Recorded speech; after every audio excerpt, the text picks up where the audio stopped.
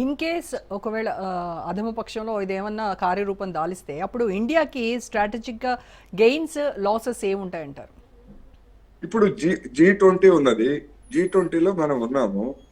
మనం ఏం గెయిన్ చేస్తున్నాం G20లో ఉండి, వాస్తవంగా చెప్పాలంటే ఇవన్నీ కూడా G20 కానీ, లేకపోతే G7 కానీ, లేకపోతే ఇంకోటి ఇవన్నీ కూడా ఏంటంటే లయన్స్ క్లబ్, రోటరీ క్లబ్ లాంటి.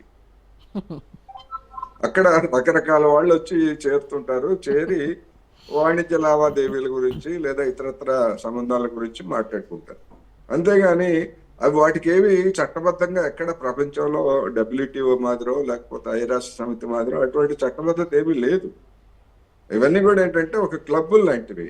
ఆ క్లబ్బుల్లో ఎవరికి ప్రాధాన్యత ఉంటుంది? మనం చూసాం G7 దక్షిణాఫ్రికాలో జరిగినటువంటి G20 సమావేశాల్లో ప్రధానమైనటువంటి దేశం అమెరికా బహిష్కరించిన తర్వాత మొత్తం అంతా అక్కడ చైనా హీరోగా మారింది. చైనా హీరోగా ఎందుకు మారిందంటే అమెరికా తర్వాత బలమైనటువంటి దేశం, ఆర్థికంగా బలమైనటువంటి దేశం.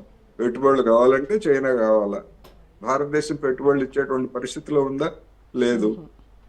అందుకని ఇటువంటి ఇటువంటి క్లబ్బుల్లో లావాదేవీలు మాట్లాడుకోవడానికి పనికొస్తుంది. మరి అటువంటి C5 ఏర్పడినా కానీ భారతదేశానికి ఉన్నటువంటి బార్గెనింగ్ కెపాసిటీ ఏముంది? ఎవరి మీద వాళ్ళు ఎవరిని కంట్రోల్ చేయగలుగుతుంది భారతదేశం? ఈ 5 దేశాలు, మిగిలినటువంటి 4 దేశాల్లో. జపాన్ కూడా మనం అదుపు చేయలేం కదా. అందుకని ఇవన్నీ కూడా ఏంటంటే G7 ఏంటంటే మనం అందరం కలిసి మనలో మనం దెబ్బలాడుకోకుండా ప్రపంచ మార్కెట్ ను పంచుకుందాము అనేటువంటి దృక్పథంతో ఏర్పడింది G7. మరి అటువంటి దృక్పథం దాన్ని వదిలేసి మరి C5 ఏర్పడితే మరి C5లో జపాను అందుకు ఒప్పుకుంటుందా? చైనా అందుకు ఒప్పుకుంటుందా? రష్యా అందుకు ఒప్పుకుంటుందా? భారత్ ఒప్పుకుంటుందా? అసలు అమెరికా ఒప్పుకుంటుందా? వీటన్నిటి దేశాలతోటి ప్రపంచాన్ని పంచుకుందామంటే జరిగేది కాదండి. ఇప్పుడు మిడిల్ ఈస్ట్ సెక్యూరిటీ ఎజెండాలో ఇండియా రోల్ ఏంటి సార్ అసలు? మిడిల్ ఈస్ట్ సెక్యూరిటీ ఎజెండాలో భారత్కి ఇప్పటి వరకు అయితే ఒక ప్రధానమైనటువంటి రోల్ ఏమీ లేదు.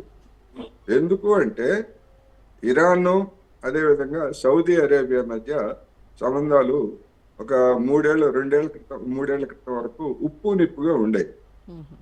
ఇథియోపియాలో జరిగినటువంటి అంతరిక్షం వెనకాల ఒకవైపు ఏమో ఇరాన్ ఉన్నది, ఒకవైపు ఏమో సౌదీ అరేబియా. అందుకని మధ్యలో జోక్యం చేసుకున్నటువంటి చైనా తన పలుకుబడితోటి ఆ 2 దేశాలని మిత్ర దేశాలుగా మార్చింది. ఆ మిత్ర దేశాలుగా మార్చిన తర్వాత ఇథియోపియాలో అంతరిక్షం అనేది ఆగిపోయింది. అటు ఇటు ఇతరు మరి అటు ఇరాన్ వెనక్కి తగ్గింది, ఇటు సౌదీ అరేబియా వెనక్కి తగ్గింది. ఇథియోపియాలో అయితే సమస్య ఉన్నదా అంటే ఇంకా సమస్య ఉన్నది, అక్కడ పరిష్కారం కావాల్సింది. కానీ గతం మాదిరి కొట్టుకోవడం అటువంటిది ఏమీ లేదు. మరి అది మిడిల్ ఈస్ట్ మీద ప్రభావం చూపిస్తా ఉంది కదా. మిడిల్ ఈస్ట్ మీద ప్రభావం ఏ విధంగా చూపించిందంటే సౌదీ అరేబియాతో స్నేహం పెంచుకున్నటువంటి ఇరాన్ మీద అమెరికా వాడి ఆగ్రహంతో మొత్తం ఇవాళ కూడా ప్రకటించాడు. మళ్ళీ ఇవాళ ఇప్పుడే చూశాను నేను, అక్కడ ఉన్నటువంటి న్యూక్లియర్ ఫెసిలిటీస్ అన్నింటినీ కూడా మేము నాశనం చేశామని చెప్పేసి ట్రంప్ మరొక పచ్చాబద్ధం చెప్పాడు మళ్ళీ. అందుకని రకరకాల అంతర్జాతీయ రాజకీయాల్లో ఇటువంటి పరిణామాలన్నీ కూడా మనం చూస్తున్నాం. అది మన భారతదేశం ఇప్పుడు పాలస్తీనా విషయం ఉంది.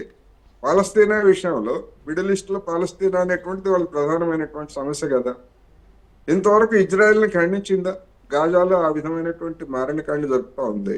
ఇప్పుడు గాజా వదిలిపెట్టి వెస్ట్ బ్యాంక్ లో మళ్ళా అటువంటి మారణకాండని ఇజ్రాయెల్ ప్రారంభించింది. భారతదేశం ఏం చెప్తుంది? మేము ఇజ్రాయెల్తో మిత్రదేశం అని చెప్తుంది.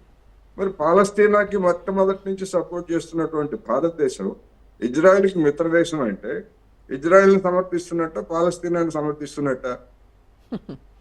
పాలస్తీనా వైపు మనం చేరిన తర్వాత మనం చేసేటువంటి మధ్యవర్తిత్వం ఎవరుంటారు? అటువైపు నుంచి మనల్ని పిలిచేవాళ్ళు ఉంటారు, మనం చెప్పినా మన మాట వినేవాళ్ళు కూడా ఉంటారు.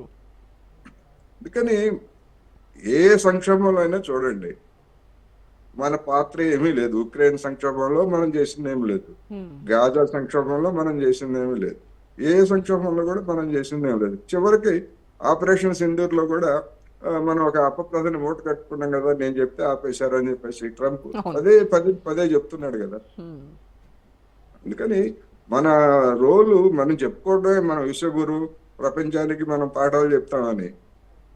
అవన్నీ కూడా ఏంటంటే అంతర్జాతీయ రాజకీయాల్లో అటువంటి నడవవు. చెల్లుబాటు అయితే లేదు.